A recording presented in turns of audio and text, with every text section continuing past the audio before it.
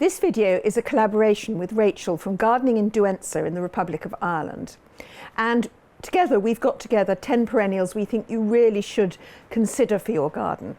There will be 5 top perennials in this video chosen by both me and Rachel, and there'll be 5 top perennials on her video at Gardening in Douentza, and I'll link to that in the description below and at the end of the video. Gardening at Douentza covers gardening, houseplants and orchids. In fact, Rachel's particularly knowledgeable about orchids, and she also does garden visits and nursery visits both in Ireland and around the world.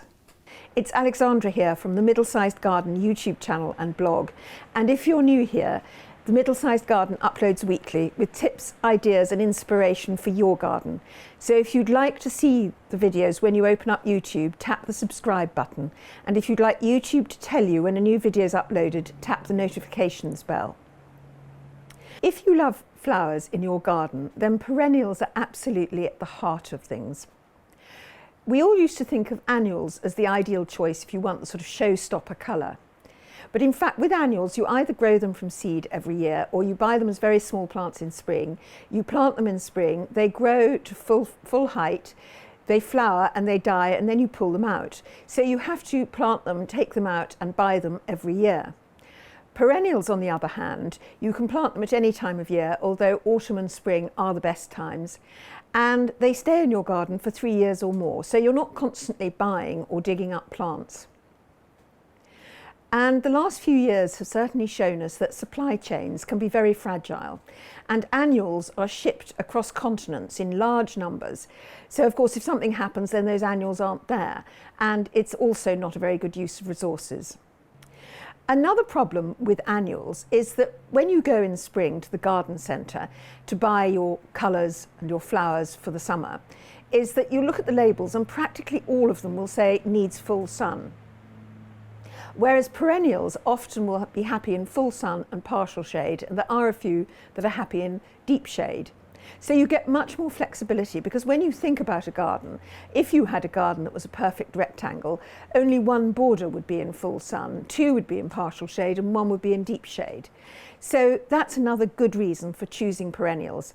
And all of the perennials I've chosen are happy in either full sun or partial shade, although some of them are a bit more sun loving. So I'm going to start with a ground cover perennial called Prunella, or self-heal. I recently visited my brother-in-law and sister-in-law's garden in Australia, and this is where I actually saw it in a border for the first time. It is native to quite a large number of areas in the world, and it's been used medicinally in many places. For example, the indigenous North Americans use it to heal cuts and inflammations, and it's also used as a herbal tea in Chinese medicine. But as a ground cover perennial, it's ideal. It hasn't got the showiness of some perennials. It's not going to be the element in your border where everybody goes, wow, what's that? But it's a very good ground cover. It flowers for 4 months at a time. It comes in blue, white and pink. It's very pest-free, it's very trouble-free, it's happy in partial shade, it's happy in the sun, and it spreads easily. And of course, what that means is that you get fewer weeds. It's often recommended for wildflower meadows, but people actually see it as a weed if it's in the lawn. And it's not considered invasive in many places, but it is worth checking before buying it that it's not invasive near you. Prunella, or self-heal, is pretty hardy. It would do fine in USDA zones 6 to 9. It will survive winters down to 0 Fahrenheit, and that's minus 23 centigrade. So it would certainly be perfect for my garden in southeast England. So what's your choice, Rachel? That was really very interesting. Thank you very much, Alexandra. Prunella is not one I grow here at Douentza, but I'll definitely check it out now. Hello, Alexandra. Thank you for that wonderful introduction. And hello, Alexandra's subscribers. I'm Rachel from Gardening at Douentza YouTube channel and garden. And I'm here to tell you about one of my favourite perennials. Perennials I absolutely love. And my 4th favourite has got to be Podophyllum, or May apple.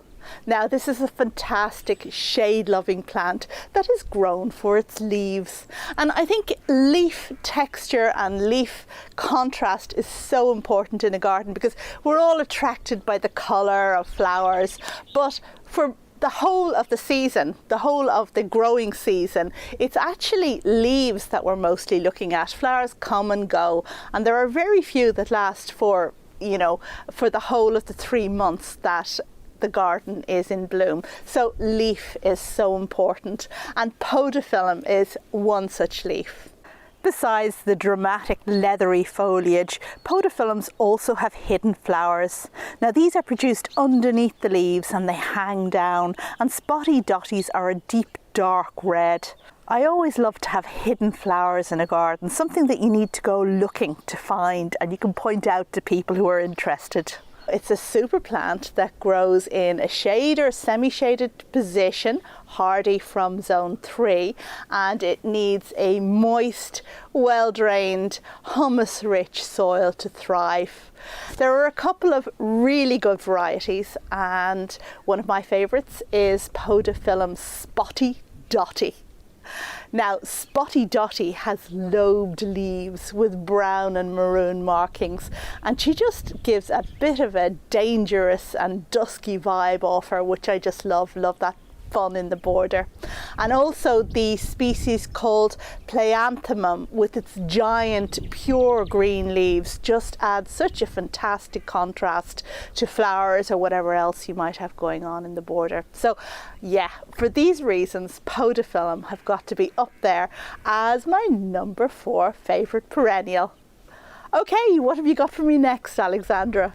Great choice. As a friend said to me the other day, who doesn't love a Podophyllum?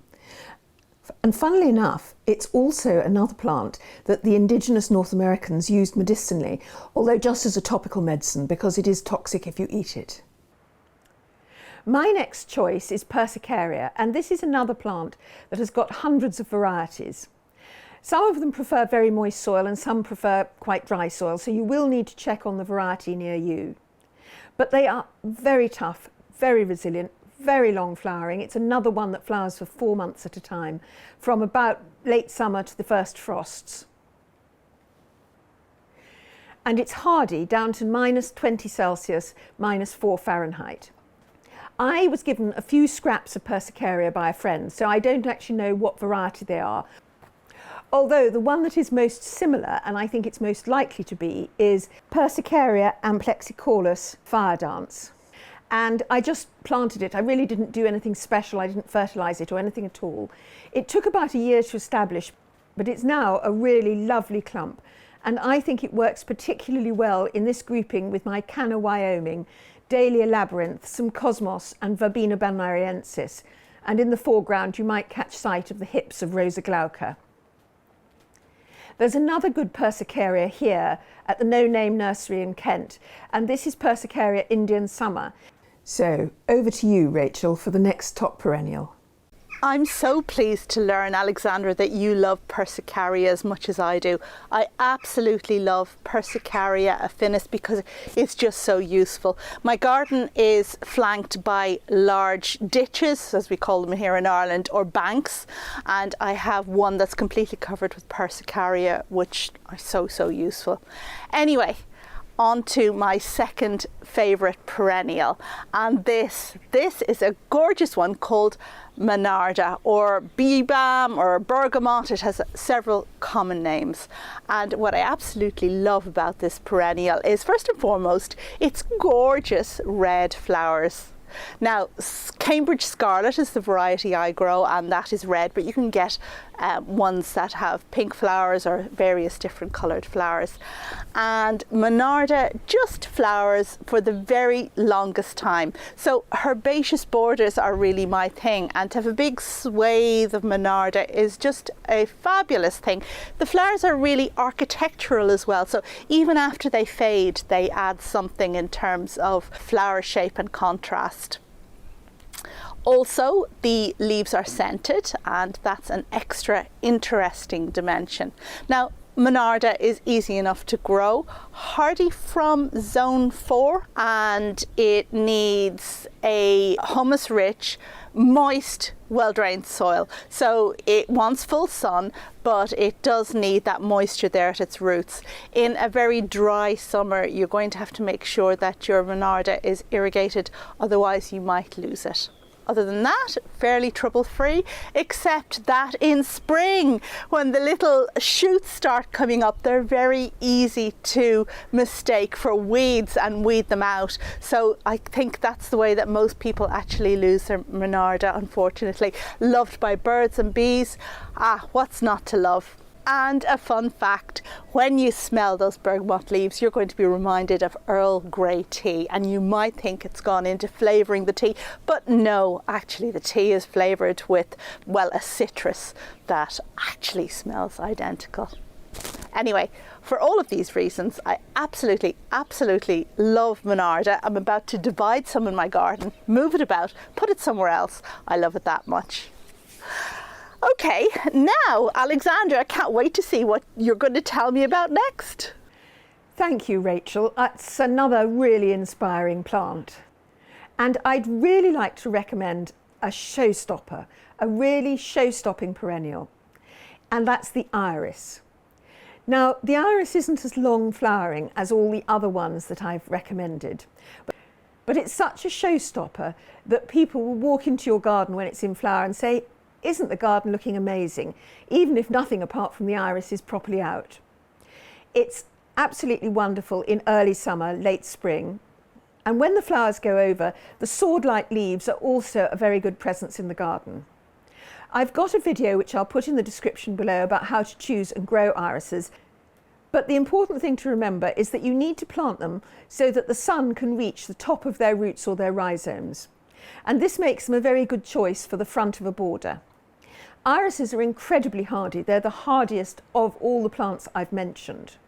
They'll go down to -40 Fahrenheit or centigrade. It's about the same at that level. There's about 200 varieties all over the world. I don't think they're considered invasive anywhere.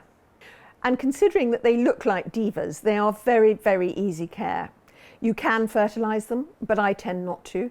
And they withstand drought very well, although there are a few that are specially made for water and damp, boggy conditions. You can find irises in almost every colour under the sun, and they come in amazing combinations. So really and truly, if you can find a spot for an iris in your garden, go for it. There's another 5 perennials over on Rachel's channel, Gardening at Douentza, and I'll link to that in the description below and at the end of this video. And do let me know what perennials you think work really well in your garden. And thank you for watching. Goodbye.